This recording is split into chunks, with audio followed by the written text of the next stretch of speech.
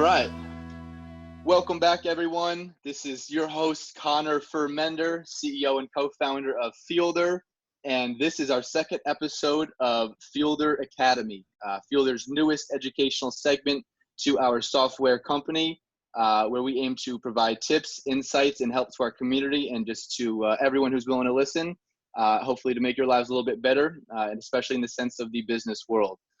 This episode, titled The Art of Working Remotely, I'm very honored and pleased to bring on a new friend, new guest of ours, new potential partner of ours, Jordan Azis, the technology advisor, much more than just that though, and he'll get to that in a second, with Stickboy, a local Bonita Springs based, remind me, Jordan, is it Bonita Springs, Naples? You have multiple locations. We're based in Fort Myers. We've been in Fort Myers since 2007, so the last 13 years about. And we also have a second location down in Bonita Springs. It's where I am today. As you can see, we got an empty office here. But I'm glad to be joining you. Thanks for having me, Connor. It's really been exciting getting to know you, and we're excited to work together and team up and try to help Southwest Florida really take the next step when it comes to technology and innovation more than anything. Definitely. And for all our listeners, Jordan and I, we just met, a week ago. And I think this is the first time we're formally video chatting, actually, which is a cool thing. So it's super exciting. And like Jordan, mentioned, we share the commonality of here to help the community, here to better and do what we can to allow Southwest Florida to grow, emerge, and evolve as the hub of tech, hospitality, tourism, healthcare, a variety of industries, and both being in the tech sector. It's very exciting. Well, cool, Jordan. So I mentioned, we know you're the technology advisor for Stickboy, but build on that. I know you were telling me kind of before we started this recording, you do much more than that. Tell us about that. Yeah, absolutely. So I work with our clients directly. I work within the community. I work with our partners directly. So I really oversee a lot of the sales and marketing activities for Stickboy. I work directly with, as I mentioned, our partners, and we partner with a lot of chambers and associations and nonprofits. And so I work with those partners to help make sure that we can provide a lot of value and a lot of ROI in terms of what they're spending on technology and how they're leveraging technology to not only benefit their own organization, but in the cases of the chambers and the associations, how they're able to help their members. So I work very closely and have close partnerships and relationships with a few local organizations. To name a few, we're the official technology partner of the Estero Chamber. So I've been working very closely with Sarah Newcomb over at the Estero Chamber. Especially during this time, we've been sharing ideas and really trying to help each other, help businesses in Southwest Florida continue to operate and function at their greatest capacity during this time. We work very closely with the Lee Building Industry Association. So the construction industry is, the home building industry specifically is huge in this, in our little Southwest Florida region. And so we work very closely with them to help their members. A lot of their members are our clients as well. And then we also, another example of a nonprofit we work with would be the Ronald McDonald House. So, they're a specific nonprofit that, has a focus on helping the families of young children that are in the hospital or need to travel to this area in order to be at a specific, I believe it's Golisano's, is a lot of people travel here. And the Ronald McDonald House provides that service. So we help them help their the families, but on the association and chamber side, we help our partners help their members. And in this time, obviously small businesses are suffering, and so they could use all the help they can get right now. Right. That's some great stuff. And so, and I know we were chatting a little bit before this recording as well, and you mentioned a new initiative, if you would, that Stickboy was taking on, and that's what you just touched on right there. Is that? Yeah, it's a big part of it. So we're working to identify essentially all the businesses, all small businesses or businesses in general, in Southwest Florida or anywhere for that matter, typically fall into, a few buckets. There's about three buckets that I would say pretty much every business falls into, especially during this time. How businesses are categorized during this time as local, state, and federal governments potentially are mandating, the cease of activity of non-essential businesses during the coronavirus spread right now. And so, unfortunately, we're having to have this conversation, but certain government bodies are starting to identify and determine the difference between essential businesses and non-essential businesses. And so pretty much every small business falls into three general categories that we've identified. Essential businesses, the businesses that the government bodies are supporting to stay open, stay functioning, stay business as usual as much as possible, but still within the guidelines of the social distancing policies. And versus the non-essential businesses, who the majority of which, are still able to work and function. They just need the ability to work remotely, whether it be their employees are able to work from home, they're able to share files, share information, communicate, and they can still continue to function while their employees are safely working from home. And then there's that third bucket, which is the most unfortunate part about this conversation, is the businesses that just cease to function and aren't able to continue working and doing their day-to-day job, because those businesses aren't able to function during this time due to the social distancing measures. So we're identifying and kind of more granularly trying to figure out how are we best able to help businesses within each one of those three buckets. Kind of segue into some topics that we're going to touch on today, or questions, I should say. Must do's for those businesses, employees, employers, and their staff.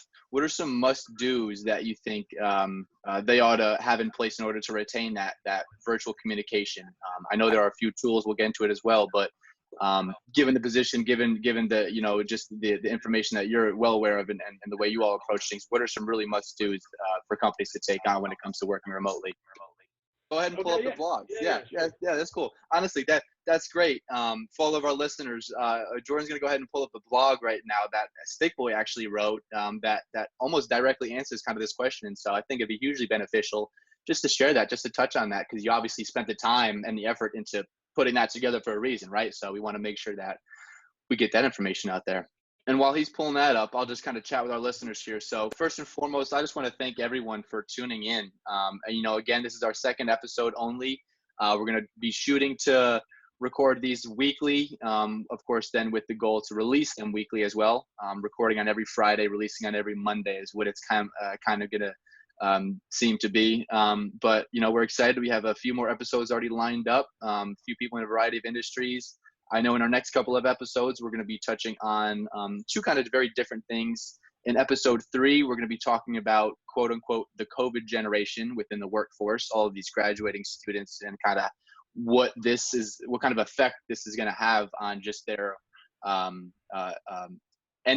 emerging into the workforce. And then episode 4, we have planned to be identifying and breaking down some key metrics that businesses should be following, knowing that their monthly revenue is more than likely a little bit, less on the decline from what they anticipated or what it was in the previous months due to this whole crisis. What those key metrics are that they could and should be following to kind of help sustain that business through something like this, instead of freaking out that their numbers maybe aren't at what they wanted them to be. But again, you can't really quite expect those. Abnormal is a new normal. But anyway, back to our topic. So it looks like you got the blog pulled up, Jordan. So share with us, what are some to-dos to help this virtual communication between staff and their employers? Yeah, absolutely. So unfortunately, less than 30% of business leaders truly feel that their business is ready for remote work. That goes to show you that, almost a third, almost 2/3, more than 2/3 of businesses out there don't feel that they're in a position to successfully allow their employees to work remotely. I mean, think about how many small businesses we're talking about that are affected by this. And less than 10% of those businesses' employees actually believe that their leadership is equipped to handle a remote Right. workforce. So the trust in the employees is lacking. And then less than 40% of remote workers have ever even received productivity training, tips and trends on what is the best way to work remotely and how, how to be as productive as possible while still working from a remote location. And so I'm glad that you asked the question, because you really first have to just start with the basics. You have to make sure that you have the ability to, if you're in a position where you're working on a computer, you need to be able to have a workstation in your home office or a laptop that you can use, while working from home. That's the first step. Do you have a laptop? Do you have a device that allows you to even come close to doing your job? And if you do, that's great. That's the first step. But do you have a remote connection software or some sort of tool that you can use to remote into your typical day-to-day work environment so that you can pick up where you left off as if nothing's changed other than you're sitting in a different chair? And that's what you really want, especially for people who aren't used to working remotely. The best way is to just give them full access to their normal environment so that nothing has to change and they don't have to skip a beat when it comes to productivity. Obviously, sometimes a laptop is hard by itself to be really productive. So making sure that you have, a workstation that makes sense for what you do. Do you have monitors in place? Do you have all the cables that you need, to set up your workstation so that you're in a comfortable position to be productive and work productively? And then also, making sure you're able to communicate with not only your employees, your coworkers, but also your clients, is going to be a huge step, again, to make sure that you can continue working your day-to-day business as usual, just as if you were at the office. Right. Yeah. Kind of alleviate any of that pressure of that transition, because it's going to be a big transition for sure, especially for some specific industries who just aren't quite used to that virtual connection between their staff. You touched on something as a point as well, and I'll term it as continuity plan for the businesses. Right. I was having a phone conversation this morning with one of my board members for Fieldr. And he himself is also an executive coach for a handful of companies, and he's been very busy kind of helping structure or restructure what that continuity plan looks like, right? Because especially let's speak in the specific context of down here in Florida. I'm sure a lot of small businesses have a hurricane continuity plan, right? But how many? Right. Florida. This is just another Tuesday for us. Right. But how many have a pandemic outbreak continuity plan, right? Where everything is on lockdown. So that's definitely something that's having to be restructured, or for many businesses for the first time put in place. And so all while they're struggling to even retain that communication to keep on moving forward seamlessly, they're even focused on just how the heck are they going to get there, not what are we going to do, but how do we get to what we're going to do. And so very, very, very stressful time, I'm sure, for many smaller businesses who might not have that in place. Now tools, I mean, we're using Zoom right now. I've almost bought some stock in Zoom. I'm still considering it. I spoke to a few financial advisors who felt a little bit differently for a few reasons, but that's another talk for another day. But we're using Zoom here, very effective. A lot of companies are using it. Students, schools, teachers are using it. What are some other tools that you're aware of that are pretty reliable and that are very effective to keep this transition smooth? Yeah, when it comes to video conferencing, it's tough because, we've all probably, most of us listening to this podcast have used GoToMeeting and some of the other options out there in the past, and there haven't really been very many reliable ones. I would say as far as a free tool goes, Zoom is definitely up there. probably at the top of the list of free tools with paid upgrades. So definitely one of the better ones. I would think, probably like a Google Hangouts or a Microsoft Teams, something that's part of a paid plan, is going to be a little bit more robust and give you a little bit more capability and more features. But as far as a free tool goes, I would recommend Zoom probably over any other when it comes to video conferencing. Yeah, no, I agree. I definitely agree. And I've been using Google Hangouts here and there as well, and I'm getting a feel for it. I like it. I enjoy it. I'm sure many people. I'm sure that's a good split between the Google Hangouts and Zoom. I know a lot of people are using kind of both. And I think I even saw. I think I first saw it in a tweet that Google sent out that they were offering to all G Suite members Google Hangouts, their advanced features for free. Yeah. I saw that tweet, and then I actually got an email. So that's exciting. That's nice of them. Yeah, Microsoft Teams is doing the same thing. A lot of these, so we're actually, funny enough, we're putting out another blog post that we're working on today and over the weekend that's about what are these software options, what are these big companies providing to businesses during the coronavirus? What offers are they putting out there to help people use these tools that are going to allow them to work remotely? So we're compiling a lot of data. We're reading a lot of articles and researching a lot of different outlets to put together a comprehensive list of all the different tools and softwares out there that are going to be offering some sort of free or upgraded service. I know Zoom is part of it. I know Slack is doing it. I know Google and Microsoft are doing it. And the list goes on. So we're working on putting something together. But in the meantime, you can only be as good as what you are. So I try to think of, what is the overall platform and how is it going to function?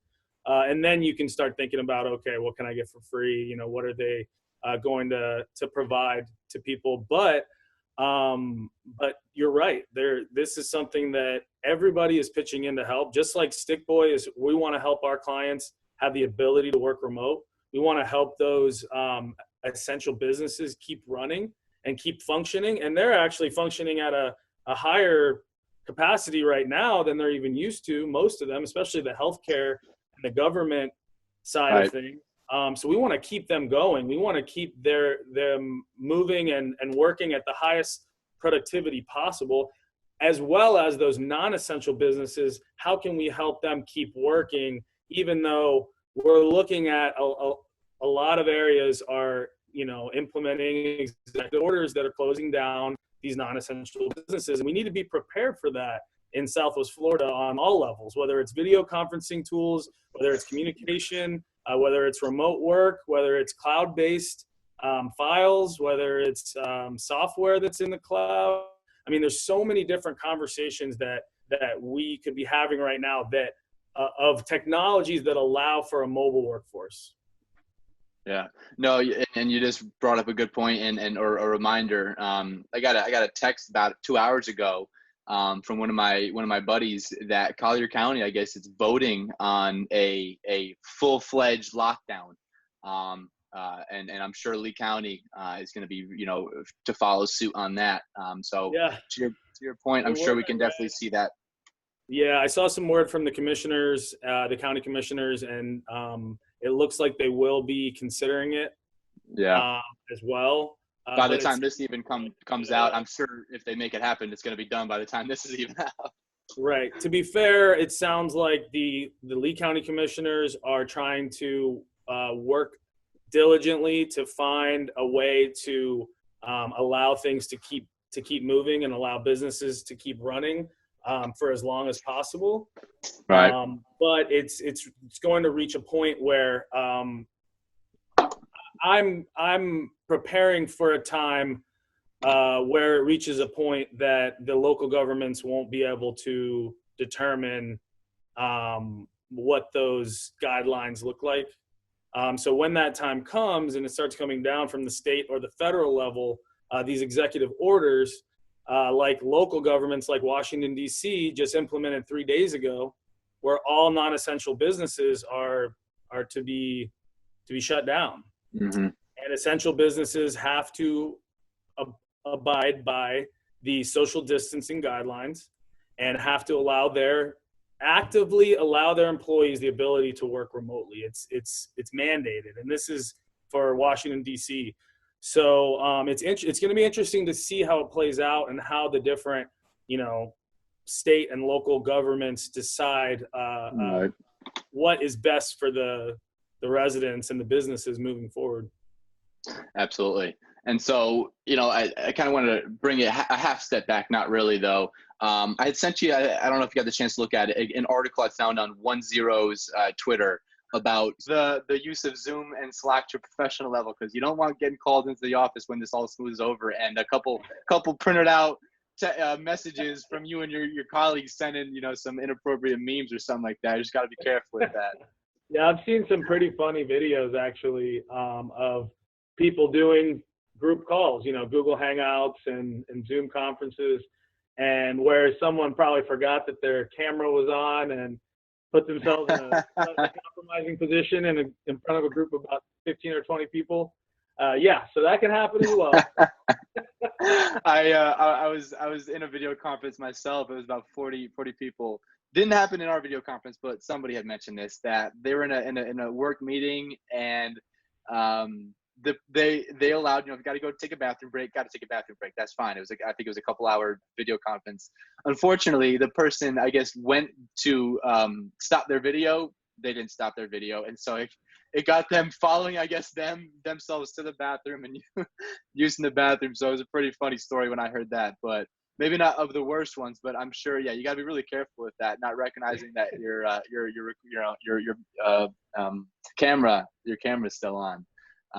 That's funny. That's too funny. But at the end of the day, I mean, I said you want to be careful sending those memes and stuff like that. Obviously, if it's inappropriate, if it is just completely unprofessional, and you wouldn't send that on a normal day, then don't send it, right? But at the end of the day, we are stuck to an extent, stuck in our homes. We might be a little bit crazy, and so fun and to be funny is a must need, is a need, especially in this time of crisis. If a few smiles while working. So you should see the Stickboy Slack. It gets hilarious. It does. It does get funny. Yeah. It's all very appropriate. I guess it depends on where you draw the line on appropriate, but it's all very appropriate. But it gets hilarious. We love to have a good time. Just send each other gifs and memes, and just keep each other laughing. Right now, everybody's sending in pictures of their pets. Everybody's working from home, so so everybody on our team is taking pictures of their pets, and we're going to do probably some social media posts about it. So it'll be pretty interesting. That's neat. It's pretty fun. We like to joke around, and we use Slack all day, every day, even when we're working normal. So this isn't very, I think, pretty much anyone on our team will tell you, this, not much has changed for us. We have the capability of being able to work remote so easily. I mean, we're able to just pick up and move to a different location, and nothing has changed. So we're used to that, and a lot of our clients are used to that, because that's the type of environment that we put them in. But there's so many businesses out there that just aren't prepared to allow their employees the capability to work remotely, but not just work remotely, like we're talking about today, work productively, work effectively, and profitably for your business. That's what it comes down to. Right. And, it's funny. So the title of this podcast is The Art of Working Remotely. It's kind of an art form. There's a lot of distractions. There's a lot, you even mentioned making sure your workstation is curated to how you work best, whether that just be the dual monitor, whether that be the Bluetooth, probably don't need, I'm trying to think if there'd be a need for a printer. Probably not. You're not bringing in papers anywhere, really. A strong enough network to still work efficiently. There's a few factors that come into play. The right lighting. I have a little ring light that I have behind my computer that adds a little bit of light in here. But on the topic of distractions, though, because I know we all have them.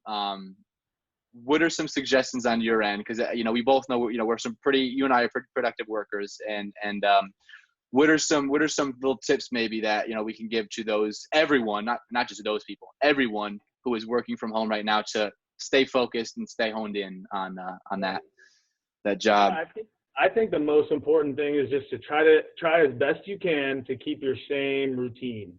Wake up Yeah. at the same time, you know, do your same morning routine. Try to get to work at the same time as you normally would. You probably don't have to commute into an office now, so you probably get a little extra time in the morning to start working early or sleep in an extra couple minutes. But keep your same routine. Try to be as productive as possible, just given the environment change. I think your mindset is a big part of it. You know, you got to stay positive. There's a lot of noise. There's a lot of things going on in the world right now. It's a crazy time to be alive. I'll tell you that. But you just have to remember to stay positive and stay productive and keep moving forward and working hard every day, because there will be a time when this passes, and we want to be ready and in a position to where, you know, as few businesses are affected by this time as possible, or as many businesses survive. I hate that we're having that conversation, but we want as many businesses to survive this period of time as possible. And so we want to put ourselves out there and we want to help. You know, we're ready to donate our services. We're ready to, you know, help any and all essential businesses work remotely. We want to help them across all technology. We want to support their IT. We want to support their software so they're able to continue their business processes. And we're willing to, you know, to give free support to any essential businesses during this time, whether it's 2 months or 3 months or whatever it is. We're lucky because we're fortunate to be in a position where we have a very healthy business. You know, we're not going to skip a beat. We're going to keep moving and keep running and keep functioning through this time. Not every business is so lucky. So we want to help out as much as possible. And we want to specifically help Southwest Florida as much as possible and allow everybody to understand that we have a lot of tools and we have solutions that all the things we're talking about today, you know, we have solutions for all of them. And we've been doing this for 13 years now. So we want to help. We're ready and we're in a position to where, you know, the local businesses, the local economy has helped Stickboy get to where it is today. We want to turn around and help the local economy when every small business is in a time of need right now. Absolutely. No, that's incredible. And that's very honorable of you and Stickboy, you know, doing that. You know, I love the fact that it almost sounds like you have a sense of obligation, and I respect that about you all, right? You know, you recognize, you identified that, hey, we're very fortunate to have a bit of a more seamless transition. We do this normally, right? All we need is kind of an outlet, a couple plugs, you know, a couple cables and right monitors, and you're able to get to work. A lot of businesses can't just do that, right? So I think I commend you, and I'm sure a lot of people do, you know, for you kind of taking advantage of the structure and just the industry that you all have and the services that you provide, the solutions, the software solutions you were specifying, obviously, is very honorable, and that's incredible. It's interesting because Josh Zacharitz, who's our director of operations, he and I are both born and raised in Fort Myers, Florida. We were born in Lee Memorial Hospital. We went to Fort Myers High School, you know, so we understand the South. We understand. Amber Alert. I'm probably going to get it here in a second then myself. So we're from here, so we understand the mindset of the Southwest Florida business owners. You know, we've been working in this area with local businesses and local government officials and local chambers and associations and nonprofits. You know, we've been working with local organizations, and we want to help make sure that Southwest Florida, the economy continues to grow. You know, we're not going to allow this time to slow down our growth. You know, things have been going so well. Right. We want to keep that moving. We want to help these businesses stay working and stay operating so that it is just a blip. You know, when it's all said and done, we start moving back in the right direction. And so we're very passionate about that. We were passionate about it before coronavirus. We want to help small businesses grow and run more efficiently, effectively, with less waste. And we want to help businesses operate more profitably And in this time, it's more important than ever. But we're also hoping that this experience is a learning opportunity for everybody. Very much so. Come out on the other side of this, understanding, how can we work more effectively, more efficiently, moving forward, and how can we not allow something like this to slow us down this much ever again. We have to be prepared for this type of an emergency. Same thing as a hurricane, like you mentioned before. We have to be prepared for when it comes. And I know a lot of businesses, unfortunately, were not prepared for this, and they're suffering right now. Having a conversation with one of my buddies this morning as well. How is our economy and just the business world and the way everything is done, what is it going to look like at the end of this? And I certainly am confident that first and foremost, we're going to be all way more productive. We're going to be way more resourceful, innovative. I can go on and on with the terminology, just the leverage the use of technology, especially in industries who before this, maybe we're the ones who were a little bit more resistant to leveraging technology, just because, whatever services, product they offer, maybe they didn't need it as much as a lot of us do. But, now being forced to use it, they're going to see how easy and seamless it actually is, and how much of a resource it can be to, honestly, a lot of times for those same industries we're speaking of, alleviate a lot of overhead costs. To be able to leverage that use of technology. Absolutely. And to take it even further, just like every, not, I can't think of the last time I was part of a pandemic, but just every, massive global, country, statewide, whatever it be, crisis, let's label it, any crisis really. There is always some new wave, new generational norm or way of doing things that comes out of this. And so I'm really excited to see. I know, we're all of us are pioneering it now and doing our best, absolute best to navigate this crisis to find out what that, new age of fill in the blank is. But I'm excited to see how that plays out. And I know that obviously this is affecting everyone, but just to real quick specify the emerging talent, those just coming out of school, those just entering the workforce, what kind of, effect this is going to be on how they now just entering the business world, now just entering the full-time workforce. Right. Everything now pulling a 180 as they just step foot into it, right? This whole COVID workforce generation. I really, wonder what the norms going to come out of it, are going to be. And so I'm super excited to see how that works out. Yeah, it's interesting because, to your point, I mean, there are businesses like Stickboy and like our sister company, Vector Digital. There are still businesses that are growing and that are hiring right now. We're hiring. We're expanding. We're growing very fast. And you're right. It's gonna be a different. It's gonna be very different once we're on the other side of this. Just to see how everything changes in your world, and how it affects all the thousands and millions of people who are coming out of high school or coming out of college right now and looking for their opportunity to find, a job that's going to fulfill them both financially and personally, but also, a career path that they can identify with. And so I definitely think it's more important now than ever because there's not a lot of jobs, not a lot of businesses that are bringing on people right now. No, I mean, we're facing record highs of unemployment rates since books have been kept, from what I'm aware. I mean, I saw numbers, I think we were at a low of 3%, a few months back, and now we're already breaching 6-7% and very well could be on the way to 12% unemployment rate, which is scary. Absolutely scary, and you got to pray that and hope, stay optimistic that a lot of those just recent laid off employees will be brought right back on when things do smooth over, right? But one can only hope. So hopefully we'll see that spike in the unemployment drop right back down, when they're able to hire them back on. Because I know, the government, they're releasing a lot of not bailouts, but really loans, more to an extent to help subside through it, for all those employees, especially those who have families and they have to put food on the table for their kids. And now who just don't have the work.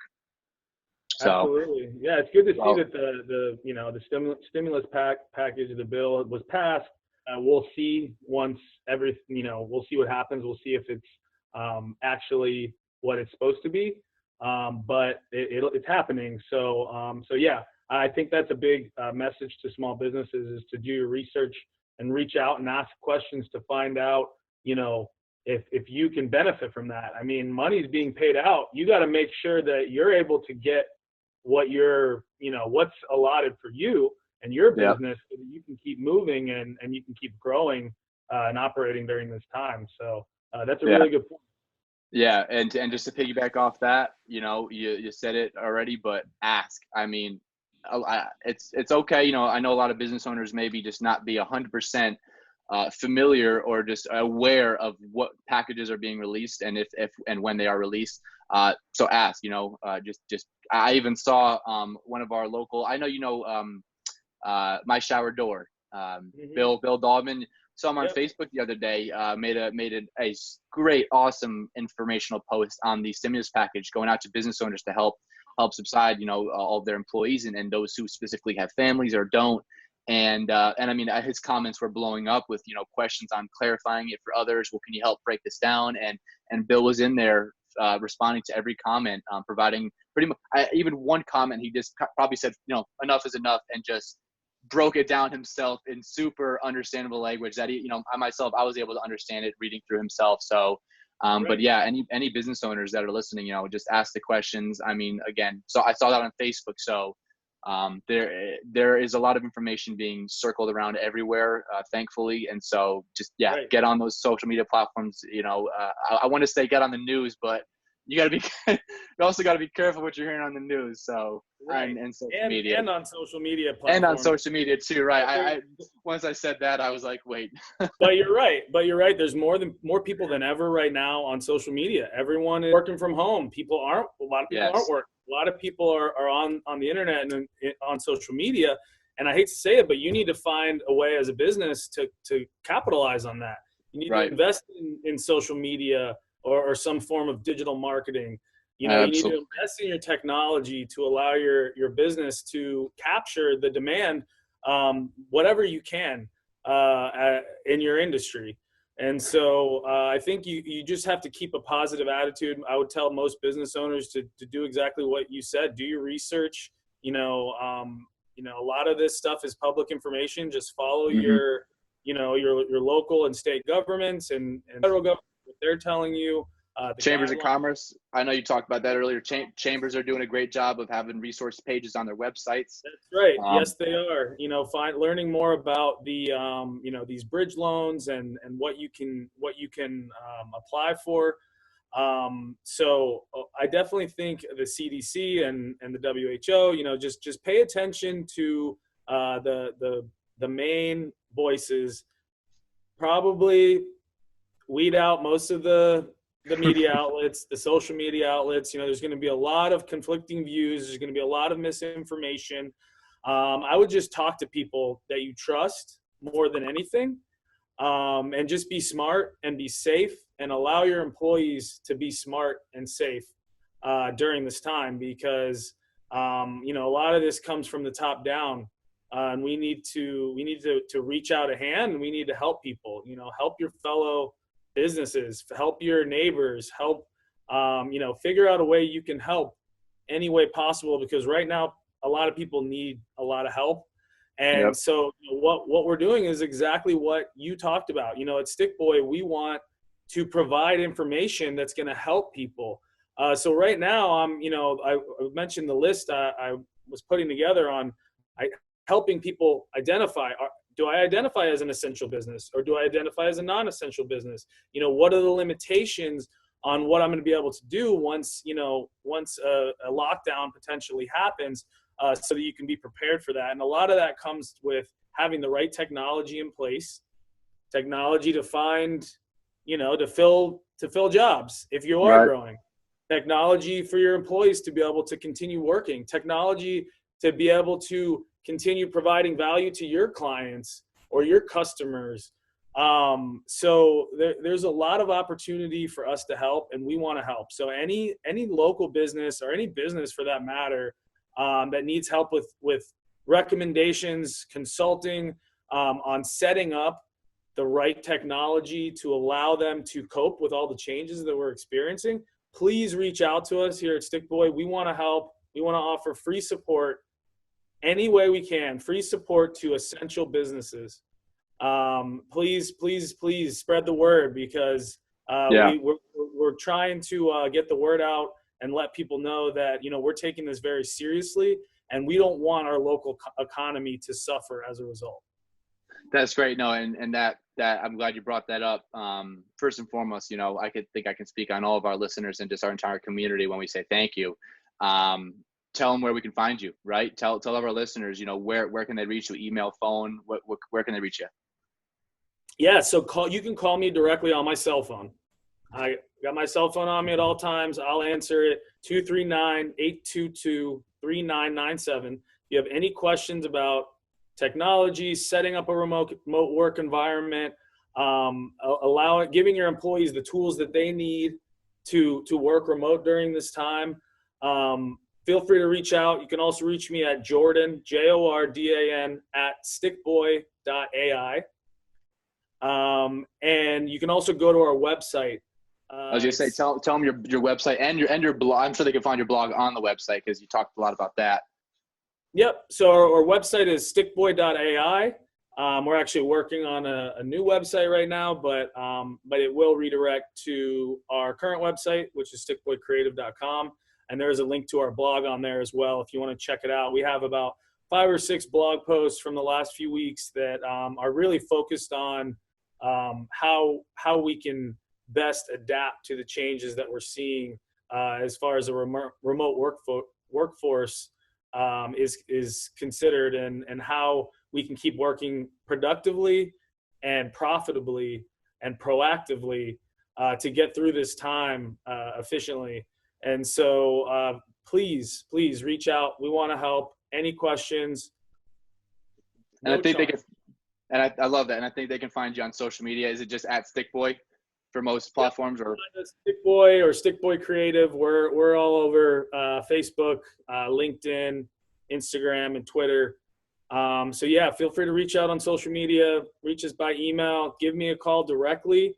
You can also find our contact information on our website and on Google. If you Google Stickboy Creative or Stickboy in Fort Myers and Southwest Florida, you'll find us. We are begging to help. We're reaching out to all of our local municipalities and our chambers and associations, and we're reaching out to everybody to see how we can help. So I really appreciate you having me on and allowing me to to get the message out to at least, at the very least, your listeners and your audience, and which I know will be growing. I was gonna say it'll get bigger and bigger. Yep. Right. That's awesome. Well, I appreciate it very much, Jordan. It was honestly a huge pleasure and honor to have you on one of our very first episodes, the second one to be exact. So that was awesome. It's been a lot of fun getting to know you, and I can only imagine the great things and the great minds, putting 2 minds together, the great things that will come out of this between you and I, Stickboy and Fieldr. But again, I thank you very much, as do all of our listeners. And again, everyone, hop on their website, stickboy.ai, right? Stickboy.ai. You can find them on social media. Call Jordan. He gave his cell phone number about a few minutes ago. His email as well. We urge you to reach out to him, give him a call, shoot him an email, let them help you out, and we'll all get through this together. So I thank you, Jordan, for joining us this afternoon. It was a pleasure. And we will definitely have to bring you in, and we'll have to bring Josh on next time as well. I know you couldn't make it for this one, but we'll definitely have to bring you guys on again. Absolutely. Yeah. Thanks again for having me on. I really appreciate it. And I'm excited to be working more closely with you, getting involved locally and really helping out Southwest Florida.